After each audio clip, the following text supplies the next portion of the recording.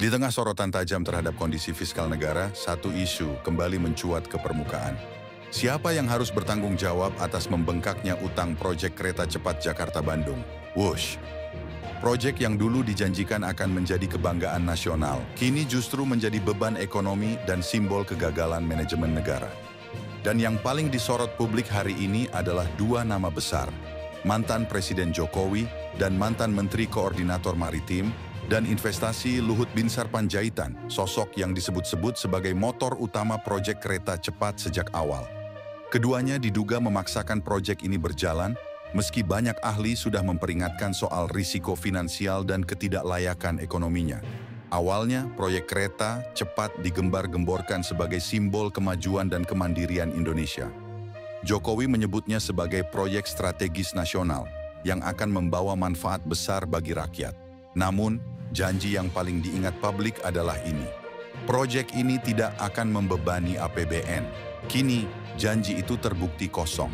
Biaya yang awalnya diperkirakan sekitar 60 triliun rupiah membengkak menjadi lebih dari 113 triliun rupiah. Keterlibatan BUMN dalam menanggung utang besar, serta rencana penggunaan dana APBN untuk menutup kekurangan, membuat publik marah. Apalagi Menteri Keuangan Purbaya Yudi Sadewa kini secara terbuka menolak membayar utang proyek HUSH lewat APBN. Sikap Purbaya ini langsung menjadi titik balik. Ia menegaskan, uang rakyat bukan untuk menutupi dosa proyek gagal, dan pernyataannya dianggap sebagai sindiran keras terhadap pemerintahan sebelumnya, khususnya Jokowi dan Luhut, yang selama bertahun-tahun mengawal proyek ini dengan ambisi besar. Publik mulai bertanya, kalau proyek ini gagal secara finansial, siapa yang harus menanggungnya? Apakah BUMN yang dipaksa terlibat, atau para pejabat yang memaksakan proyek tanpa studi kelayakan yang matang? Dari sisi politik, tuntutan publik kini semakin keras. Banyak kalangan meminta agar Presiden Prabowo membentuk audit independen dan investigasi menyeluruh terhadap proyek HUSH. Bukan hanya untuk mencari angka pasti soal kerugian negara, tapi juga untuk mengungkap siapa yang mengambil keputusan strategis dan siapa yang harus bertanggung jawab. Di tengah desakan itu, nama Luhut Binsar Panjaitan kembali muncul.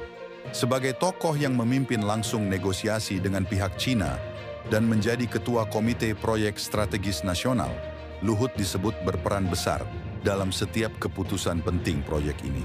Dan kini ketika kereta cepat masih jauh dari menguntungkan, publik menilai ia tidak bisa lepas tangan. Bagi banyak rakyat, proyek kereta cepat ini bukan lagi soal transportasi. Ini soal akuntabilitas kekuasaan. Soal bagaimana keputusan besar diambil tanpa perhitungan matang, tapi bebannya akhirnya jatuh di pundak rakyat. Karena pada akhirnya, siapa yang akan menanggung semua utang itu? BUMN yang merugi, pemerintah baru, atau pajak rakyat yang terus naik? Kini, dengan pernyataan tegas Purbaya, publik merasa ada secercah harapan bahwa era baru sedang dimulai.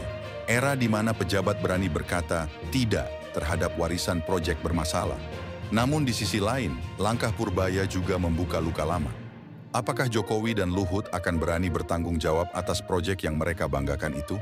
Inilah momen penting bagi Presiden Prabowo untuk menunjukkan arah kepemimpinan barunya.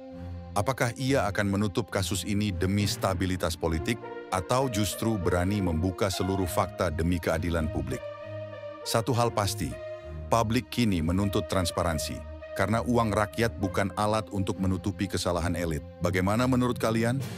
Apakah Jokowi dan Luhut harus dimintai pertanggungjawaban atas utang besar proyek kereta cepat ini?